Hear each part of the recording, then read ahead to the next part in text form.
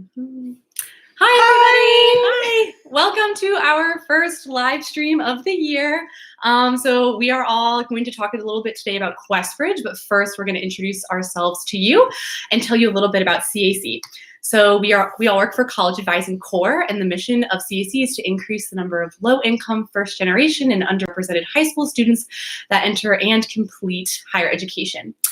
So this is our first YouTube live stream. Last year we did Facebook live streams, but we will be continuing our live streams throughout the year on YouTube, and we'll be doing this throughout the year on different topics such as FAFSA, financial aid, scholarships, and if there's anything that you would like to see specifically, please let us know in the comments.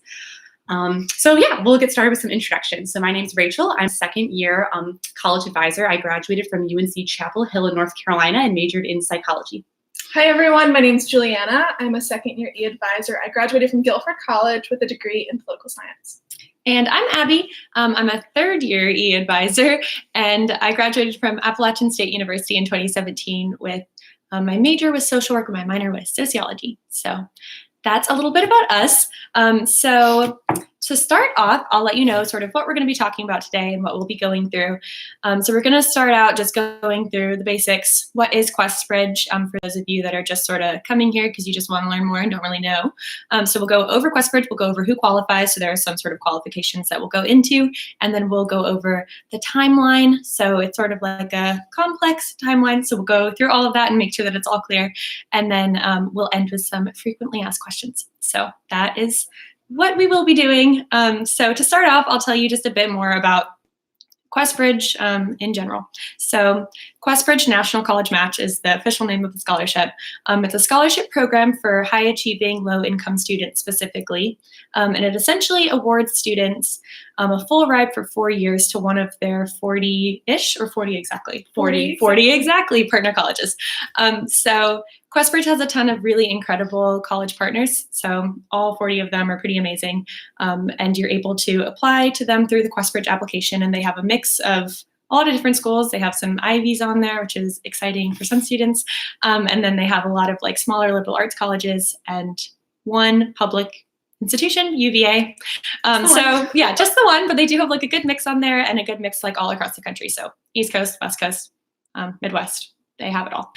So yeah, it's definitely worth it to like look into all of the QuestBridge college partners because they do have a lot of schools in there, and I wouldn't want you to just like see that there's Yale and Princeton and be like, okay, I'm done, because they really do have a lot of great schools in there. So worth it to check into all of them and just sort of like do your research and make sure that you're looking at all of your options. So basically, QuestBridge. You're able to apply to up to 12 schools through QuestBridge. So we're going to go like more in depth on that sort of process later. But you're able to apply to up to 12 schools. Doesn't mean you have to do 12. You could do less. But it's exciting because it's basically like you're allowed to apply to multiple schools early decision. So that's sort of like what QuestBridge is about. So yeah, so if you ended up ranking, we're going to go more into it. QuestBridge has a lot of very like specific terminology that isn't used anywhere else. So like matching, ranking, like all of that is really specific to QuestBridge, and we're going to talk about what these things mean. But basically, if you decide to apply to like 4 schools through QuestBridge, it would basically be like you're applying to 4 schools early decision, which is exciting because as you might know, you're typically only allowed to apply to 1 school early decision. That's like the nature of early decision. So that's pretty cool. But one thing that sometimes makes students like nervous about QuestBridge or apprehensive about QuestBridge is that it is a binding process technically. So what binding means is just that if you apply early or early decision or through QuestBridge, then you're essentially, you've made a commitment to attend if you get in. So you're binded to go there. So that is nerve-wracking for students to know that if you're matched to a school through QuestBridge, you're binded to go there. You've made the commitment that you will attend if you are matched to one of those schools. So sometimes that's like nerve-wracking for students, and we just like to mention that at the start so that if that's something that's like a little iffy for you, you can sort of, you'll hear more and be able to determine if it's like the right choice for you, but just something to point out at the start. So yeah.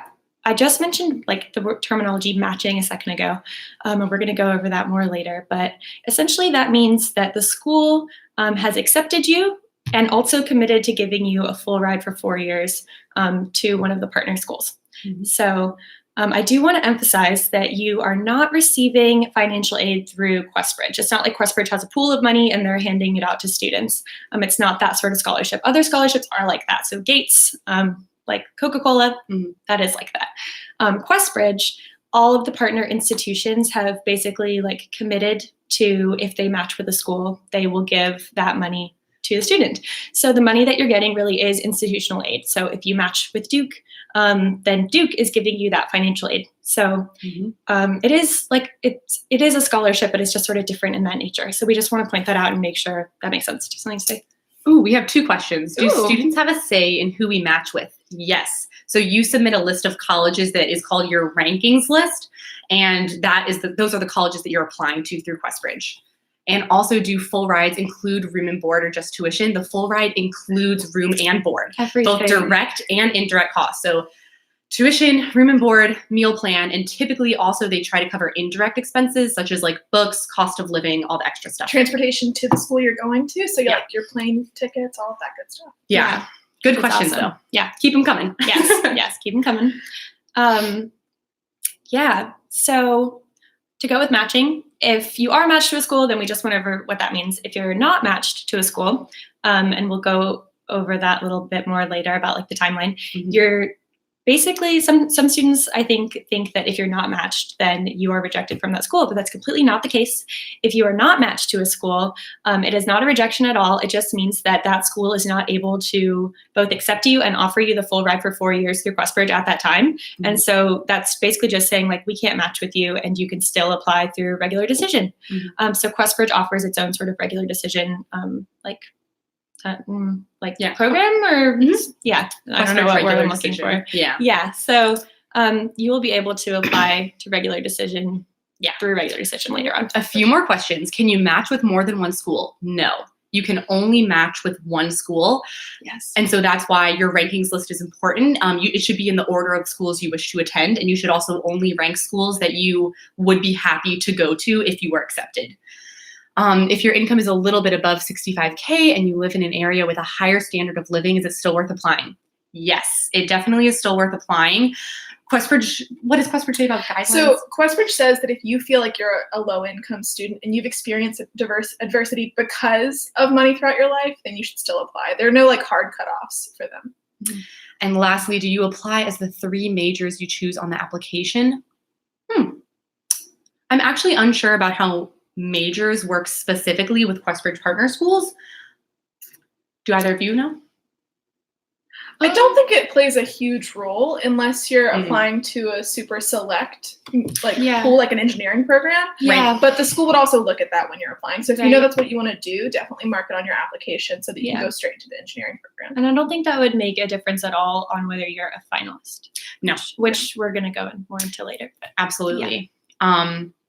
If you apply, what if I'm applying to an art program? If you're applying to a specific art program at that school, there are likely additional requirements that you would have to submit, such as like a portfolio or something like that. And that might be that you might have to submit those outside of QuestBridge. So you should look at the specific program for the school that you're applying to. I mean, if you're confused about that, reach out to the admissions office because they will definitely have specific answers for you. And if you apply through the Common App, are you still able to apply through QuestBridge? So if you apply to a school through QuestBridge, you don't need to apply to it through Common App. Some of the schools require that you apply through both. Some of them require that you apply through QuestBridge and the Common App, but it's not a necessity for every single college. What's the typical student who gets accepted for QuestBridge personality-wise? I think on QuestBridge, they say they're looking for students with an intellectual spark. That's the verbiage that they use on the website. That is what they use. So I think they're looking for students who like are high achieving, have a lot of like extracurriculars and activities. Are really curious, want to learn. Yes, a lot. They're looking for people who are ready to challenge themselves. Determination. These are all really definitely. Yeah. Does QuestBridge use our college essays in the evaluation process? Yes, they do. And can QuestBridge help pay for the cost of a college visit, or should I have already went on a visit before using QuestBridge? So QuestBridge won't cover any cost for like a fly-in program or for visiting the school. which I know is very hard, and it's hard. That can be hard because it's very hard to try to commit to a school that you've never visited the campus. Mhm. I would look and see if the campus has a fly-in program specifically, and if you could visit that. If not, I know that there's a lot of virtual tours that you can take online. Yeah. And if you're referring to like, as you're making your list and figuring out what schools and wanting to visit them then that definitely makes sense. But if you're talking about like once you've already been accepted, most of these schools, since they're really selective colleges, will fly you out. So last year, like a ton of my students that got into these sort of schools, like they flew them out there to visit the school when they were making their decision so that they could see it. So that probably will end up being an option for you maybe at those schools. Do the majors that you choose have a major effect? Because I'm not sure. No. No. The majors, you're not going to be like denied to be a finalist or not chosen as a matched candidate for a school because of the major that you chose. And if you're unsure, you can choose undecided, or you can just pick something that you think you might enjoy. Undecided is the most popular major on college applications. Oh, It's true. So, All right. that makes sense. That makes sense. Cool. So what else do you have about So QuestBridge introductions? last thing I wanted to mention before we move on was since I was just talking about sort of the binding aspect of it, I would say that the ideal QuestBridge candidate is somebody that would be 100% happy going to multiple QuestBridge partners. So if you have a number one dream school and you would be disappointed if you got matched to somewhere else and had to commit to that school without like knowing if you could have gotten into that school through regular decision, QuestBridge might not be for you. It probably isn't for you. And oftentimes, like if you have that number one dream school, you should probably, forego QuestBridge and apply to that school early decision. So something to think about, but yeah. Okay. 2 more questions. Can you explain the College Prep Scholars program? So College Prep Scholars is specifically for high school juniors. So that is just a junior program that I think you do the summer before your senior year, right? You can apply to be a prep scholar. So we're talking about the National College Match for current high school seniors applying to college. Mhm. What teacher should I ask for a QuestBridge recommendation letter? You should ask a teacher that knows you well and is able to write you a recommendation letter that will speak good on you as a student and maybe about your personality. What should you tell them about QuestBridge? That it's a very highly selective and competitive scholarship program, but also if you are chosen, it would be a full 4-year, full ride scholarship. Is there a benefit of applying to QuestBridge if you don't want to participate in the binding program? Well, You can apply okay, some to students do that. all the partner institutions for free if you're Yes. selected as a finalist. And so that can be really helpful. And it's not binding. Yes. But it is a very intense and rigorous application. So decide if it's worth it. And you may qualify for the fee waiver anyways. So That's true. That's very true. Are there any cons for applying for a QuestBridge college match program if the student runs out of time before doing a good job on essays? Are they at risk if they try to apply through regular QuestBridge or Common App? No. So if you, for some reason, didn't have enough time to really make your essay shine and they sort of, see that in your application and you're not named a finalist, then that just means you're not a finalist. And then you actually can go on, they tell you if you're a finalist early enough that you could go on to apply to a school early decision and still apply to all your schools regular decision. So, yeah. And the last one, if you weren't selected for the summer program, does it mean you probably won't get selected for the National College Match? Not necessarily. They do look at, for the college, the junior prep program, they do look at both your financial information as well as your, the application, your essays and everything else that you submit. So it might not have been because of the financial information, but generally they do say if you are accepted as a prep scholar, it is just a good indicator that you meet the financial qualifications. But that doesn't mean that they wouldn't accept you. Can you use the same recommendation letters you use for the Common App for QuestBridge? And then also what should be included in the recommendation letter. So whenever you ask your teacher to write you the recommendation letter, I recommend writing out the things you want them to stress.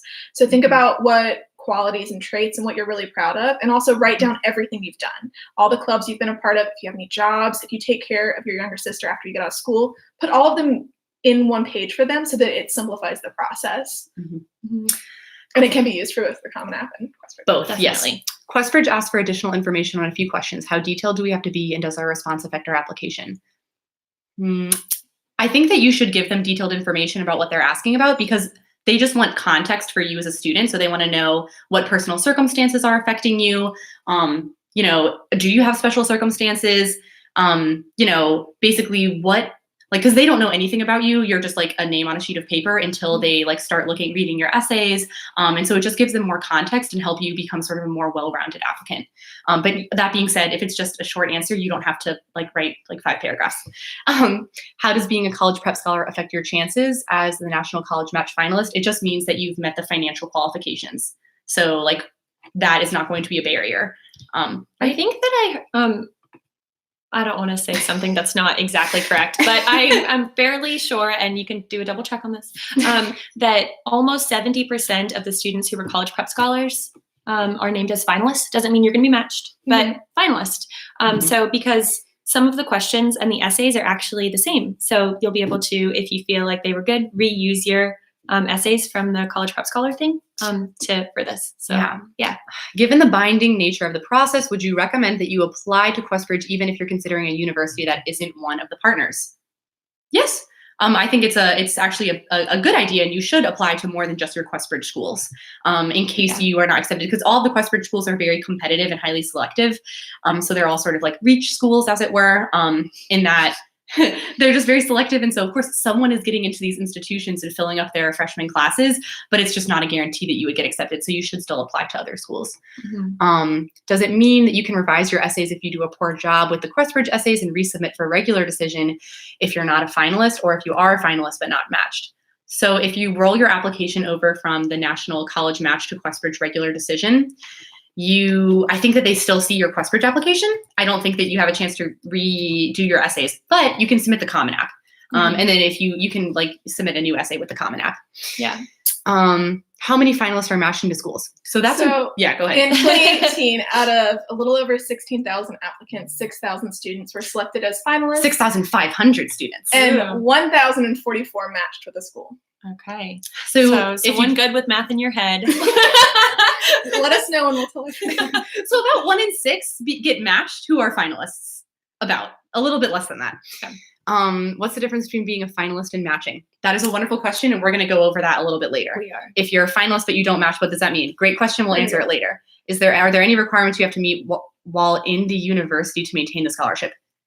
Usually, you have to maintain a certain GPA.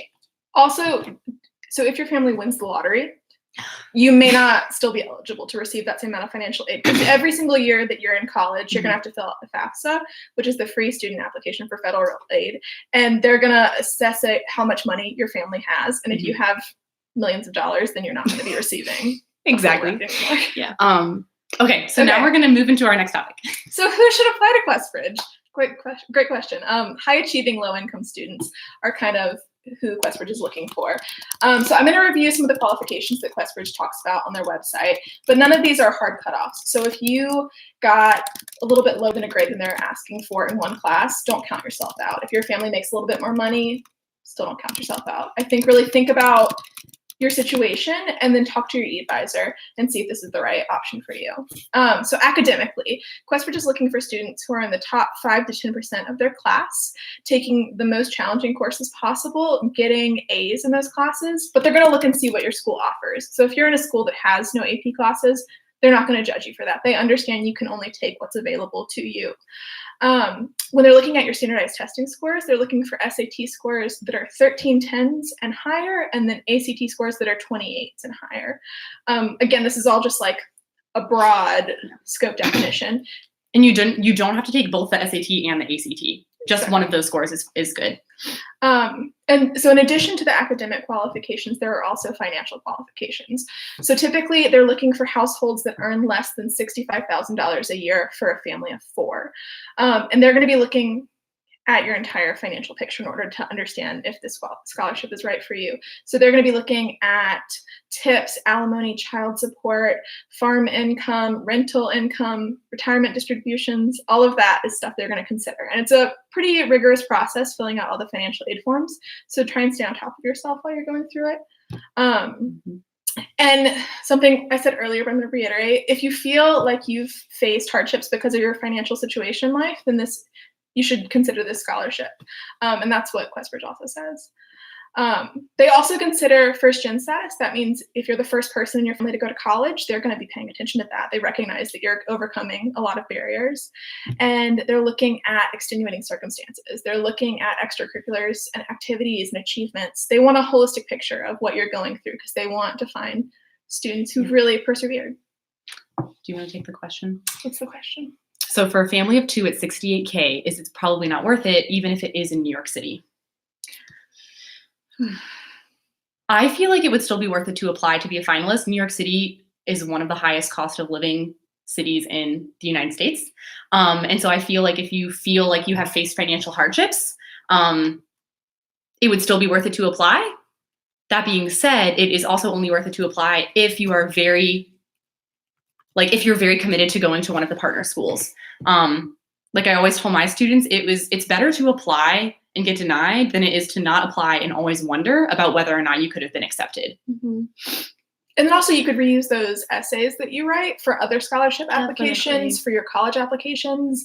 I think keeping track of the work that you do is really important because you're putting a lot of effort into it. Yeah, definitely. All right. Is that it? That's it for me, yeah. Okay, so now we're going to talk about the timeline and answer some of the questions that have been asked. So your first QuestBridge deadline is Thursday, September 26th. And I want to reiterate, all application deadlines are at 11:59 p.m. Pacific Standard Time. So on September 26th, the application is due. The application consists of all your essays, all the supplements, the rec letters, etc. You would submit that on the QuestBridge website, including also the QuestBridge financial aid information. Then the next due date is Thursday, October 10th, and that is when the rankings list is due. So the rankings list, which I will explain, it's basically like you're choosing the schools that you're applying to QuestBridge through the binding process. So if you rank a school, it's essentially the same thing as applying early decision. And the order matters. Say, for example, you rank Columbia and then USC and then UVA. So that means that Columbia is going to get your application first. They're going to look at your application. And if they want to match you, so they want to accept you through QuestBridge, or if they want to match you, that means that basically they take your application out of the QuestBridge pool and none of the other schools that you ranked will see it. Because you can only match to one school, right? Because you can only get into one school early decision because it's binding. So but that being said, if QuestBridge does not want you, then that means that they pass on you through the matching process and you go to school number 2 and so on and so forth. So the ranking order does really matter. Okay, now you are going to be notified if you're a finalist on Wednesday, October 16th. So you actually have to submit your rankings list before you know if you're a finalist. So on October the 16th, you'll be notified that you're a finalist. If you are not a finalist, you still have time to apply early decision to a school that is a QuestBridge school or any other school early decision. And you also still have plenty of time to apply to all of these schools on the Common App. So that's why they let you know so early whether or not you became a finalist. Okay, so if you find out that you become a finalist, all those schools that you ranked, so you can rank up to 12, but all the schools between October 16th and November 1st, all the schools that you ranked, you have to submit all of the extra requirements.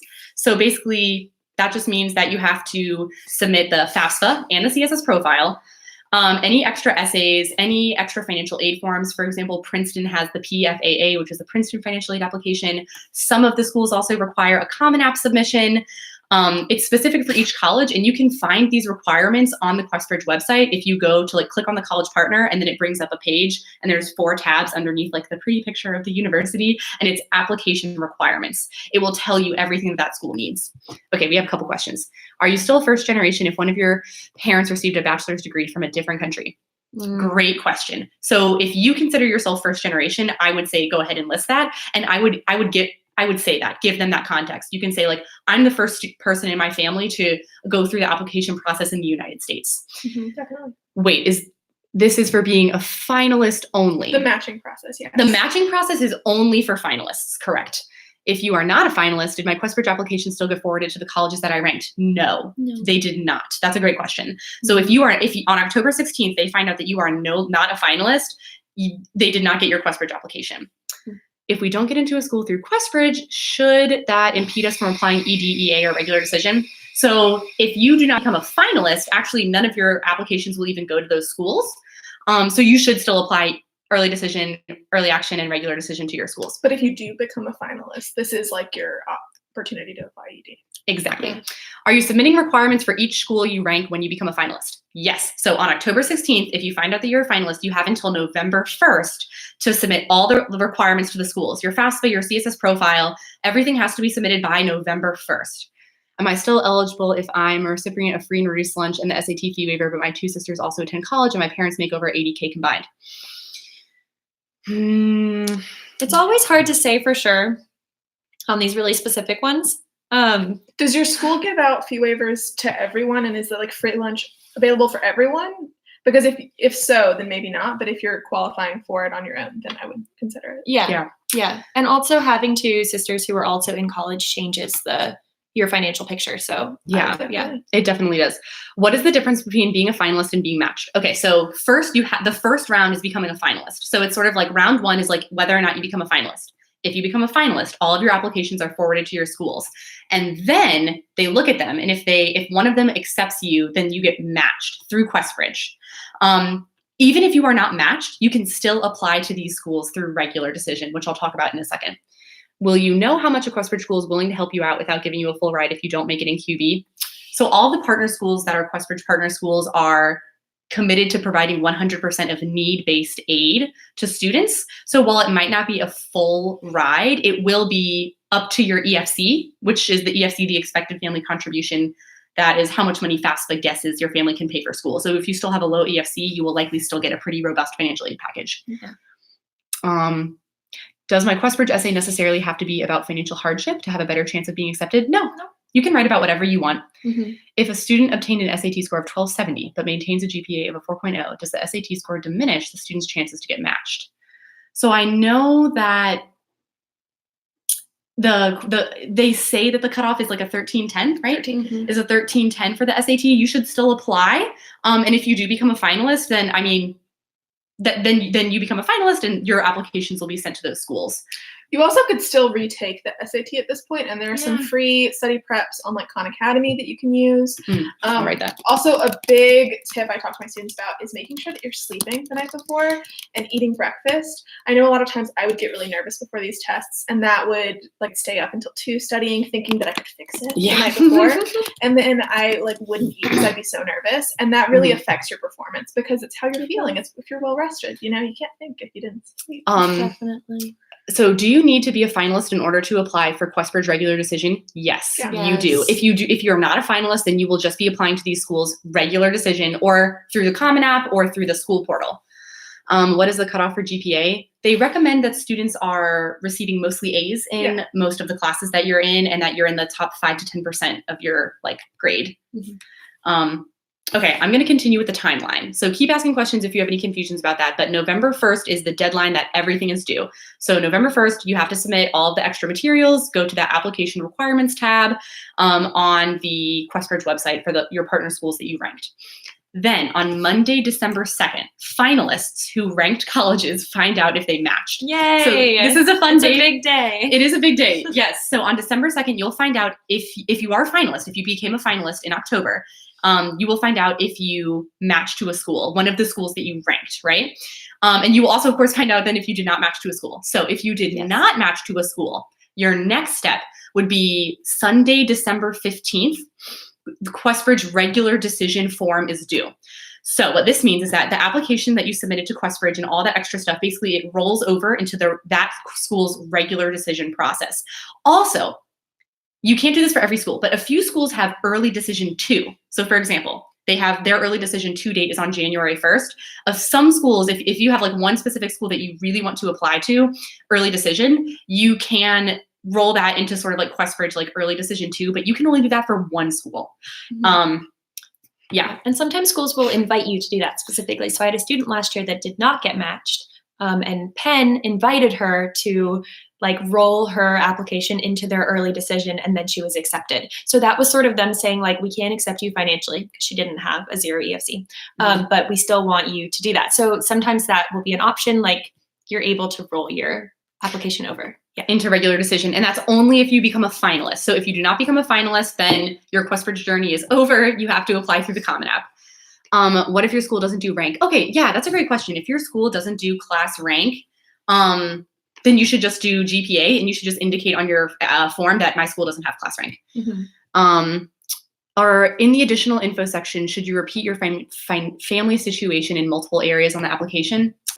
I think that you should just answer the question. If your family situation is like applicable to the question, then you might want to reiterate it. But if it's not necessary, then only put it where it's necessary. Mhm. How much differently do colleges review QuestBridge applications?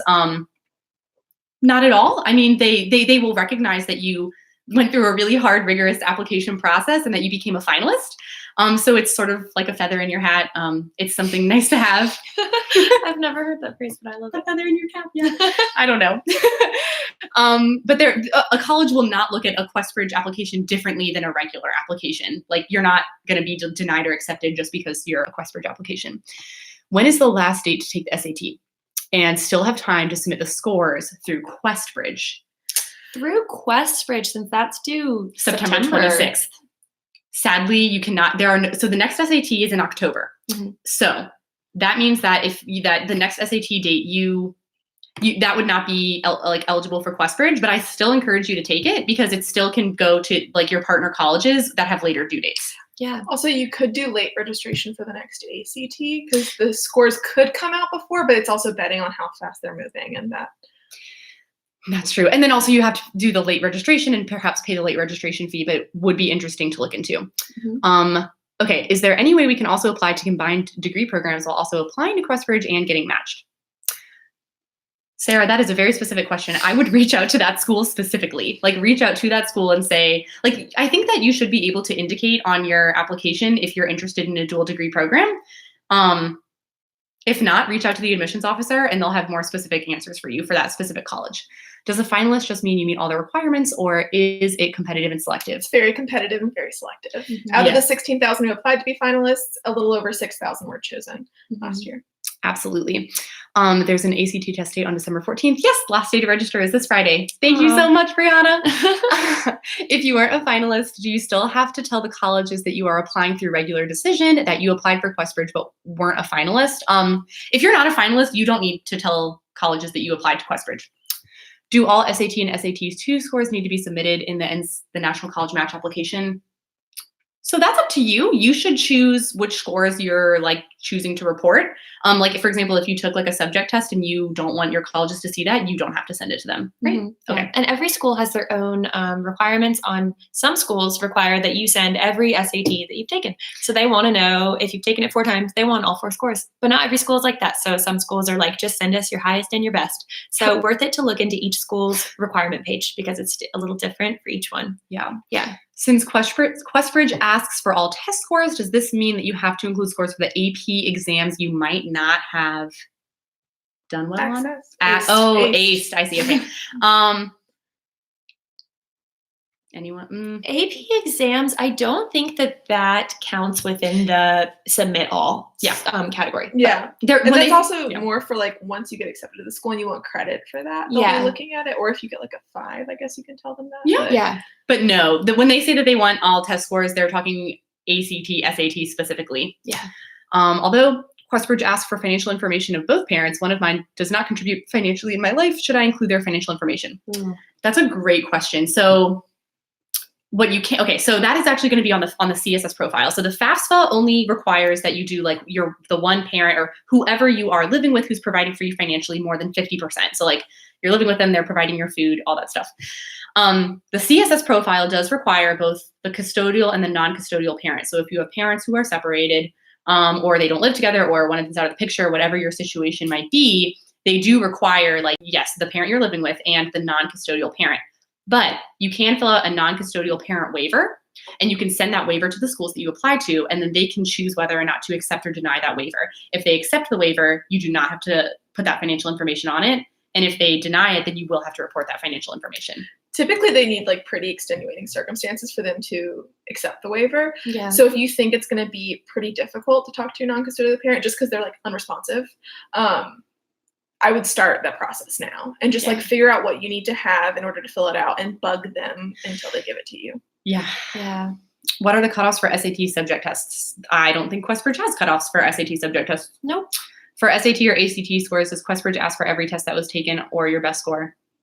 QuestBridge in general? I think QuestBridge asks for all of them. Ooh, I'm not sure about the QuestBridge application. I think it's the school. in So the particular. QuestBridge application, I think you just report your like highest score, like just on the QuestBridge website. But then, so that's like your QuestBridge application due September 26th. But then whenever you are like, and then you submit your list of rankings, then you find out if you're a finalist. If you become a finalist, then by November 1st, if there are certain schools that say you have to submit every single one of your test scores, then you have to do that in between October 16th and November 1st. Yeah, I hope that answered your question.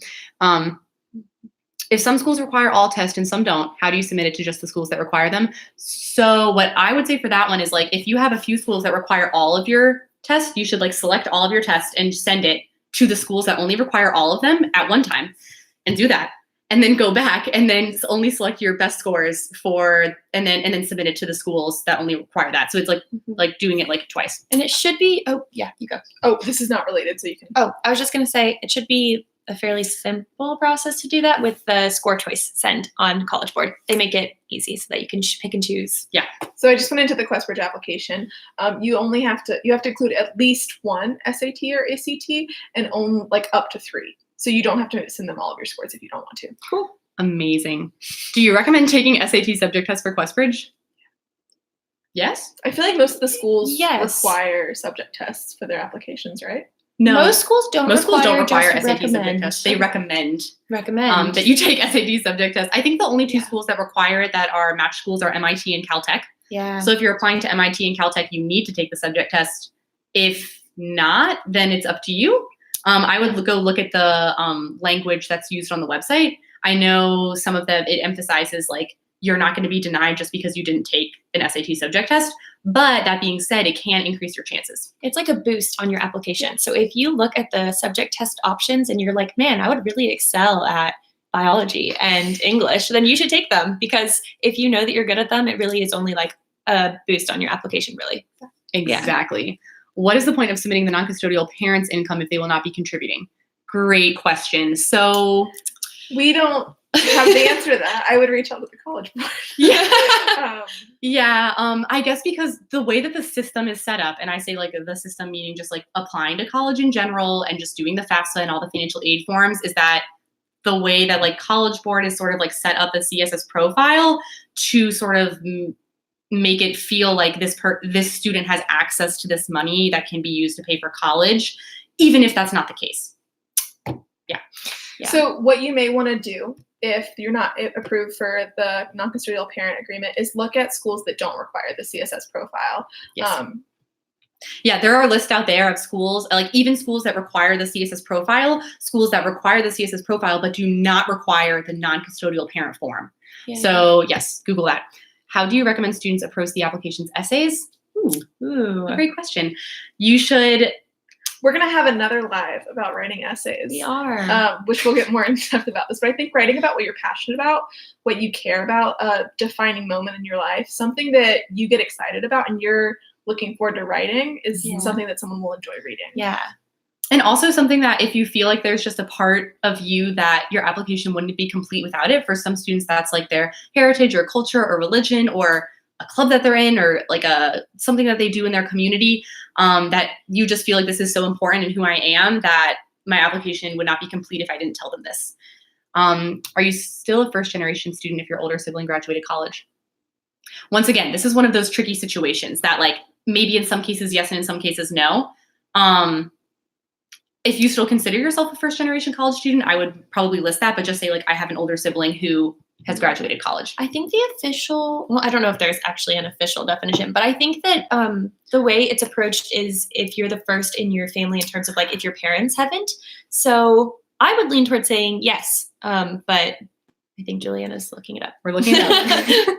I know I toured at Columbia, and Columbia has 4 different first generation categories that they categorize their students in. So exactly. So the college admissions offices like recognize that not every first generation student experience is the same. Yeah. If you have a parent that doesn't live with you or provides for you, do you put that information also? Okay, so like we said before, on the CSS profile, that information does have to be reported on the custodial parent or the non-custodial parent section. And if that person, like you don't have contact with them, they're in a different country, it's like an unsafe situation to try to contact them, you can fill out the non-custodial parent waiver and send that to the schools.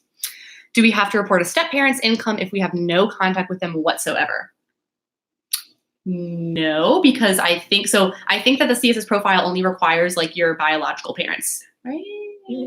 No, you need step parent information? I think so. Yeah. Do you live with your step parent? That's going to be, if you have no contact with them, like I feel like if they're out of the house, then we will find the answers for you. Gospel transformation. If we only want to rank a small amount of schools, is it still worth applying? Yes. In fact, I encourage my students to only rank like 3 to 5 schools, like the ones that they're the most passionate about, just because it is binding. So it's something to take seriously, consider seriously. And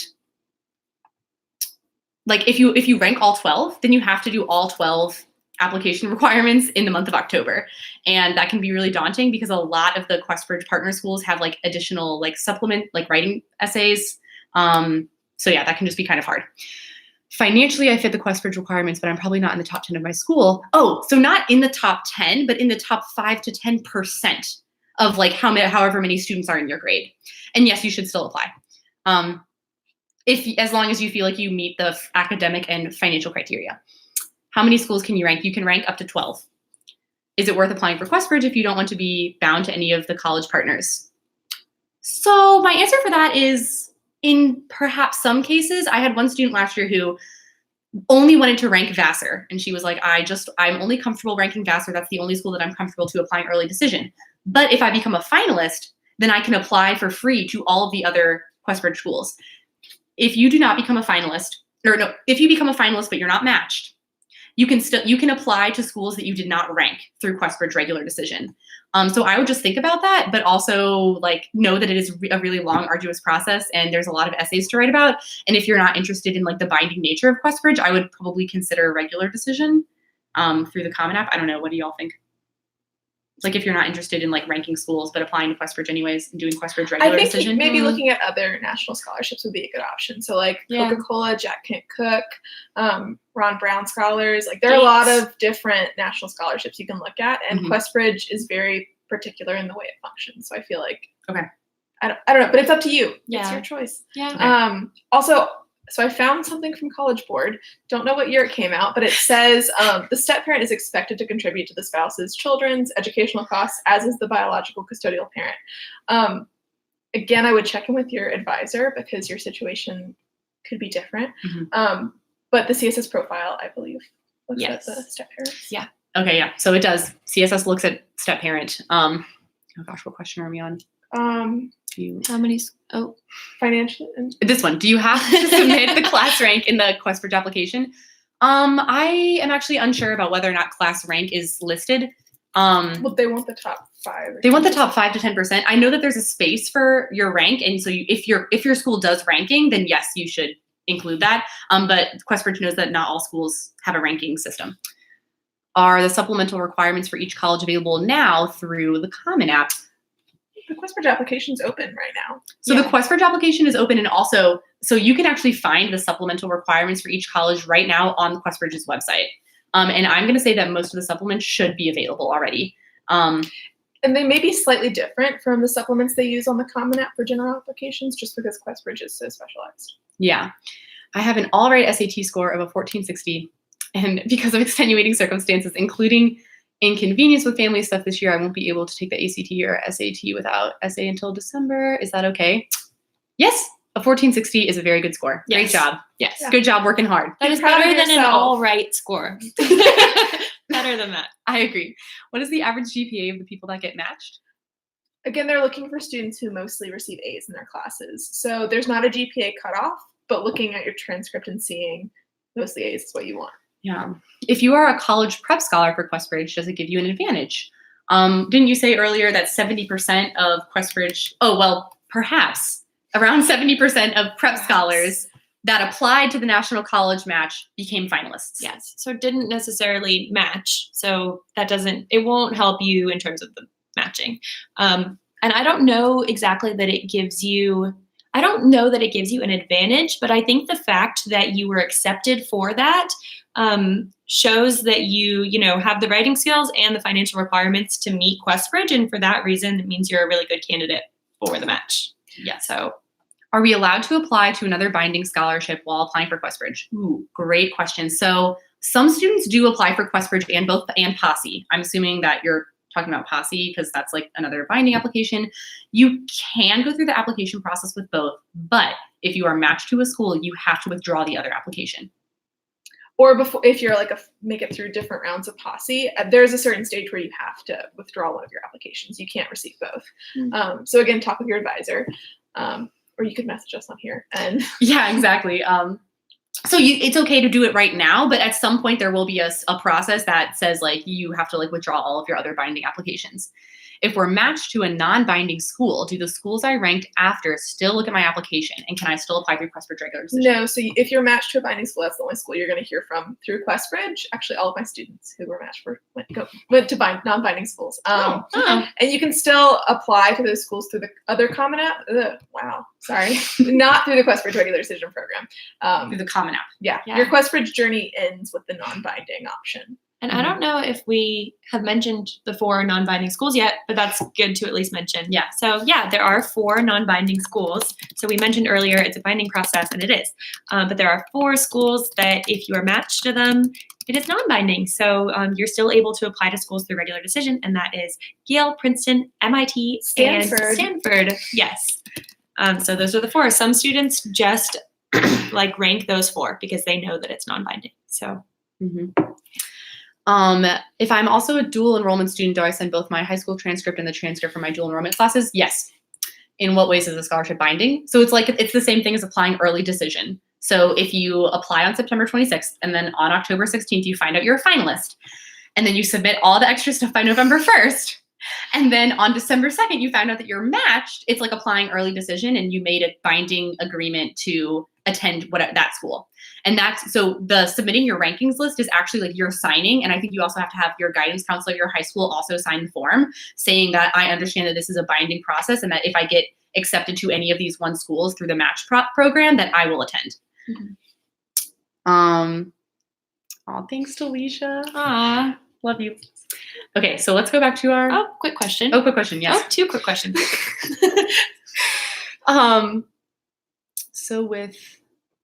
What is an LOR? Can you please explain what an LORS is? Who should I ask? It's a bit late, but I'm having trouble because I was planning on taking chorus and band letters of recommendation. So letters of recommendation. Oh my God. So with letters of recommendation. Yeah, LOL. Thanks, Brianna. Who should I ask? It's a bit late, but it's not late. It's not late, but I'm having trouble because I was planning on asking my chorus and band teacher who've known me since 8th grade, but it does say academic. Okay, so they actually do want one teacher at least who has been in like one of your 4 core classes. So English, math, science, or history. That being said, you should still ask the other teachers that know you well as well, but you should have at least one academic letter and then like any of your extra stuff. So I know when I was applying, I had like my French teacher who like knew me really well. I was in the French club, but also my English teacher. Should I ask within my major? Oh no, I don't think, well. Sorry.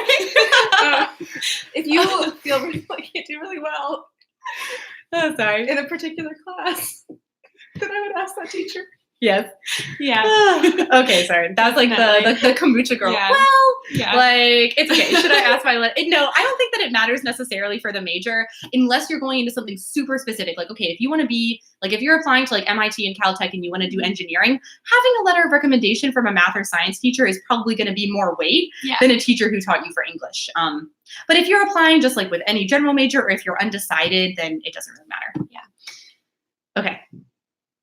Did you Where are finish we the at? timeline? I think you were at just Monday, December 2nd. You're right. Okay, so back to the timeline. So once again, Monday, December 2nd, a super exciting day. You find out if you're a finalist. If you're not a finalist, you have until Sunday, December 15th to submit your QuestBridge regular decision form. Once again, this is only for finalists who were not matched. So QuestBridge regular decision is essentially like you're telling QuestBridge that you want your QuestBridge application to roll over to that school to apply for regular decision. But you still have until whatever the school's regular decision deadline is, which most of the time is going to be January 1st, but not all the time, to get in any extra supplements. Usually the only thing that you really have to submit then is like your mid-year report. So basically like your transcript after like the first semester of school. Mm-hmm. Okay. That is all for the timeline. Yeah. We're going to do some frequently asked questions. Feel free to keep them coming. Yeah, some of them might already be questions that we answered, but we'll still go through them just to reiterate, make sure there aren't any other questions about them. So the first one was, if I'm not matched, can I still apply to those schools? We went over this earlier. Not matching is not a rejection. So it doesn't mean that they don't want to accept you. It just means that they can't commit to accepting you and giving you the full ride for 4 years through QuestBridge at that time. So very specific. So not a rejection. You can still apply. Regular decision. And then the second question, how do I know if I should apply through QuestBridge? So like we said earlier, if you have a #1 dream school, like a top school overall, and you would be disappointed being binded to another school, QuestBridge likely is not for you. So that is really the main thing. Is there anything else that would stick out to you about like a non-good applicant? No. Just meet the requirements. And once again, if you're worried about the requirements, like if you meet some things and you're close, we would say still apply. It's not a hard cutoff. And we did get some good questions. Basically, can you use your letter of recommendation and also your essays for the QuestBridge and the Common App? Yes to both. Work smarter, not harder. That's right. Yes. Work smarter, not harder. They actually encourage it on QuestBridge. They say use them. Yeah. What is the advantage or difference of doing QuestBridge regular decision compared to doing Common App regular decision? There is like a distinction that you were a finalist. Like that shows that you qualified academically, financially, that you had something special going. So I definitely think it adds like a little pizzazz, shine to your application. Absolutely. Yeah. And the QuestBridge application is,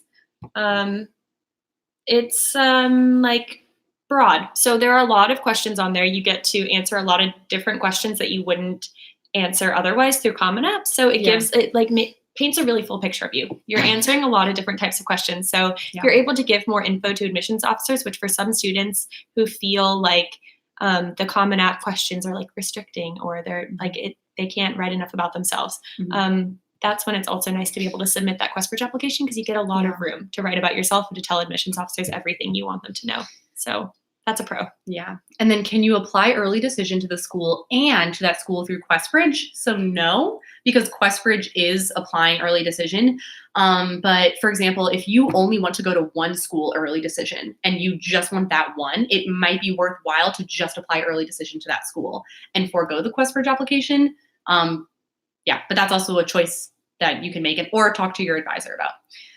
Does the QuestBridge National College Match application describe you better than the Common App application? I think it just allows you to put more info. But Definitely. Yeah. Okay, so College Prep Scholar, that is for juniors. So that's like you would apply in the spring semester of your junior year for your summer before your senior year. So if it's already your senior year, you don't need to worry about that. If you are a junior, you can look up the Prep Scholar. Can you apply early decision to one school and apply through QuestBridge only to the non-binding schools? Sorry, I've never thought about that. I haven't either. Roberta, you stumped Okay, us. can you apply early decision to one school? So that would be out. So that would be out like a school that's not a QuestBridge school is the question. So applying early decision to like Chapel Hill. No, Chapel Hill doesn't have early decision. That's early action. Okay, so I guess my question for you would be like, what school are you applying to early decision, and is it not a QuestBridge school? And also, like, because if it is a QuestBridge school, then you should just apply through QuestBridge, right? If you're already doing the application. But if you're worried about the binding nature, what you can do is you can rank the non-binding schools, and then you can if you're a finalist and if you match with a school, you can still apply regular decision to another school, but not early decision. Can early decision Columbia and then QuestBridge to Princeton. So I would say in that situation, you should rank both Columbia and Princeton. Yeah. Mm-hmm. I'm sorry if someone already asked this, but what are the non-binding? The non-binding ones? Okay, so I'll copy and paste my comment, but it's Yale, MIT, Stanford, and Princeton.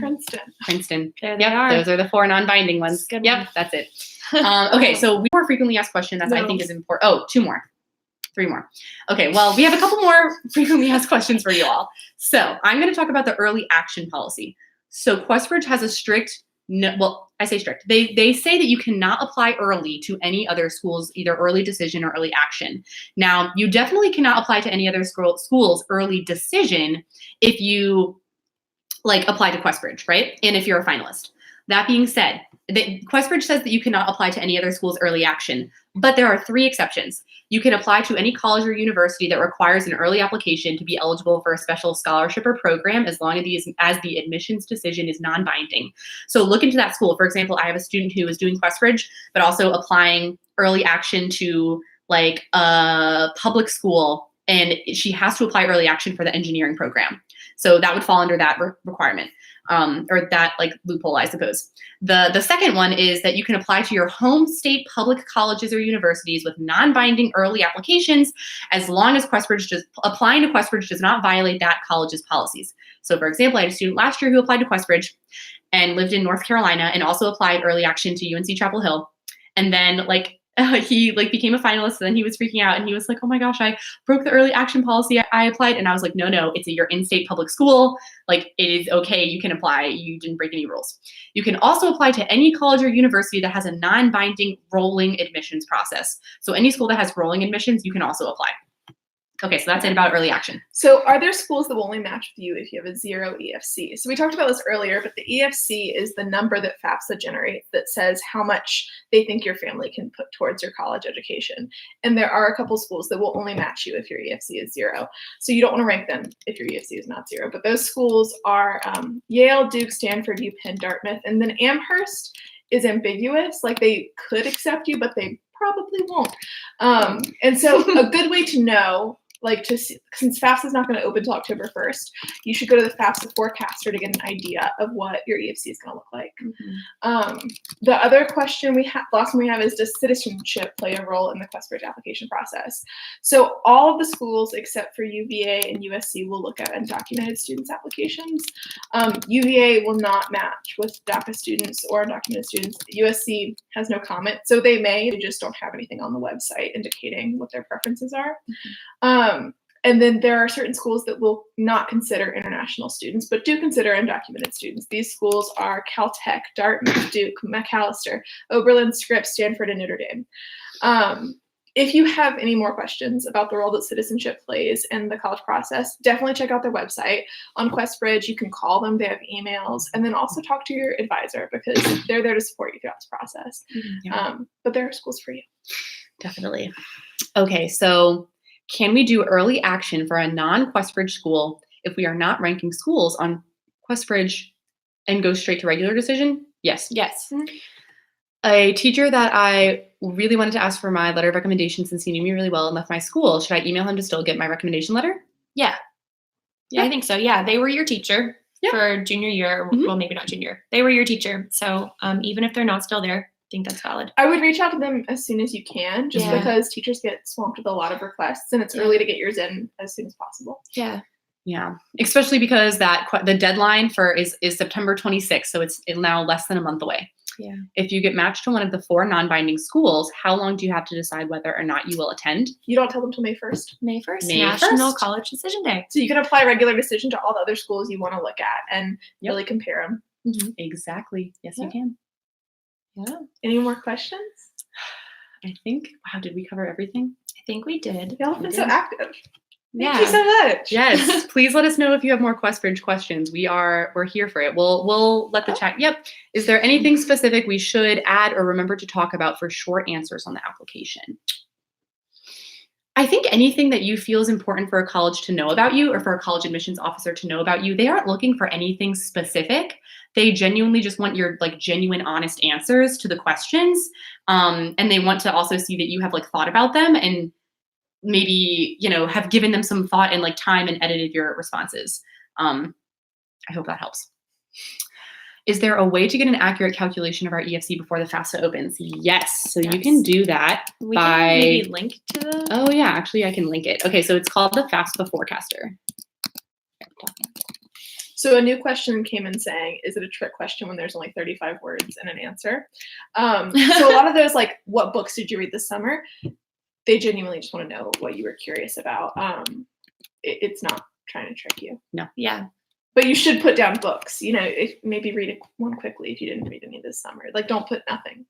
Yeah.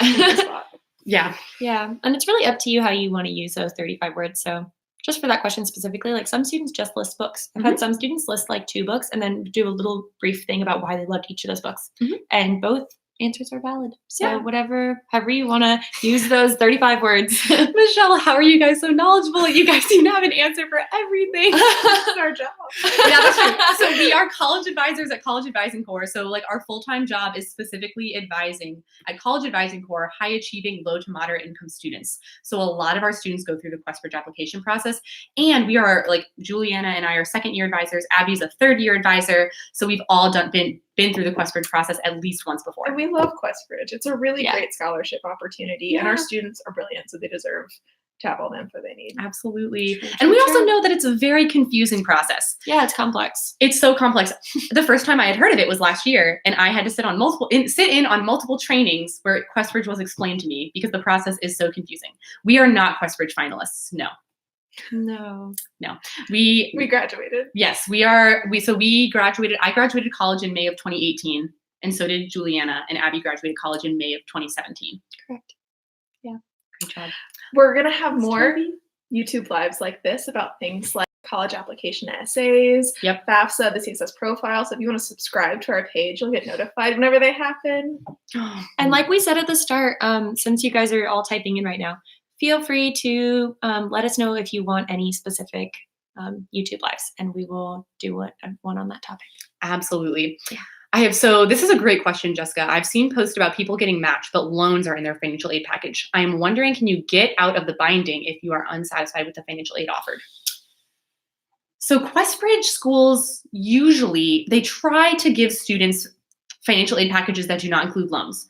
I had 2 students last year who got matched. They were finalists and they got matched. No, 3. I had 3, and none of them had loans in their packages. Yeah. That being said, if you do have loans in your package and it is absolutely impossible for your family to afford the cost of attending this institution, it is possible in rare occasions and circumstances to get out of the binding agreement.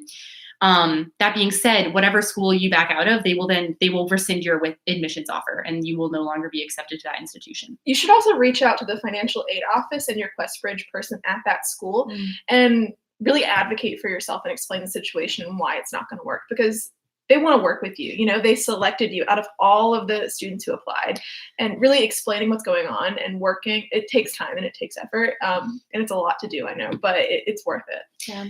I agree. Yeah. So, that's the first step. Step 1 is reach out and see if they can rework your financial aid offer. And if they can, then that's amazing. And then if they just absolutely can't, then that would be if you want to think about.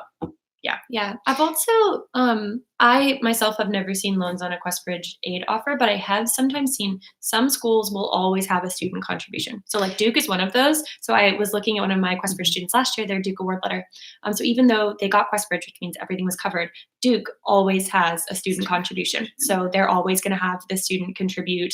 I forget how much it was, $2,000, because they want to make sure that you're still having a job and, doing things to contribute to your college education. That's basically what they want. So I don't know if that was what your friend had, but sometimes that is on the award letter too, and it's throws students off. But yeah.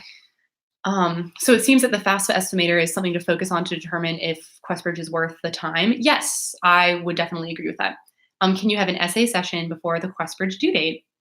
Yeah, we can think. We will definitely, and so just definitely keep in touch with your advisor. It will likely be in September, obviously, but we'll let you know. You'll probably want to start some drafts before that happens, or think about it. But okay, and then this is the same thing. Can you do one about answering the short answers or the essays for the QuestBridge application? Yes, we totally can. It'd be good to get specific on the. Yeah, there are schools where the short answers ask you to talk about your intended major. What should you do if you do not know what you want to major in? Think about what classes you really like at school, or a particular time that you were really intrigued and wanted to learn more, or went out of your way to learn more about a certain subject, and kind of talk about that experience and that curiosity, because I think that's showing your love for learning without saying necessarily, I'm doing this for the rest of my life. And you can also say you want to be a history major and then not be a history major. That's very true. Yeah. I would love a YouTube live to showcase and explain other scholarships, please. Okay. Yeah, we can definitely have a live stream on more scholarships. Yeah. All right, we'll leave it open for 1 or 2 more minutes for any last minute questions before we end our live stream. But thank you all for coming and for asking Yes. questions and being so engaged. We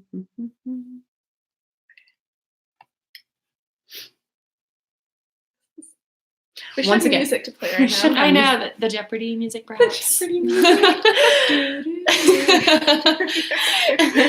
Okay. Just to reiterate, all application deadlines are at 11:59 p.m. Pacific Standard Time. I just want to reiterate that. So if you're on the East Coast, that's going to be 2:59 a.m. Eastern Standard Time. Just be aware of what time zone you're in for what applications are due. I would also try and get your application in before the day that it's due, in case like your internet goes out or the site's not working because everyone's trying to do it. Yeah. They're not going to be super receptive to you emailing them saying, I'm sorry, I didn't get it on time. They're just not going to take it because they have so many applicants. Yeah. Thank you so much for everything. You're so welcome. We're so Thank you happy. for being here. We're so happy that we Yeah. could help. Is there anything in common that your QuestBridge match students had? A wonderful question. Strong writing skills. Well, maybe not strong writing skills, but They spent a lot of they time. spent a lot of time on their essays. Yeah, they revised. They revised and made them strong. Yes, and we helped them revise their essays. I think they were all really hardworking, and they all had, like, they made sure that their situation and the circumstances they went through in life were in the application so that the schools knew what they had gone through and what they cared about and what they wanted to do with their life. Yeah. Otherwise, though, I mean, every QuestBridge applicant is really different. So Yeah. there's no one cookie cutter. Well, honestly. There's totally not. You guys are so wish. great. Thank you all so much. Of course, Michelle, we're happy to be here. Yes, shout out to Hannah's students that asked great questions. How can I? Nate! Oh my gosh. Nathaniel Rosenberg is our dear friend. Okay. And yes, to answer the question, 2:59 a.m. the day after, that is for Eastern Standard Time. Yes, because it's due at 11:59 p.m. Pacific Standard Time. So like California, Oregon, Washington. Okay, well, we are going to end this live stream, but thank you all so much for being here. Have a great night. Yay. Bye. Bye.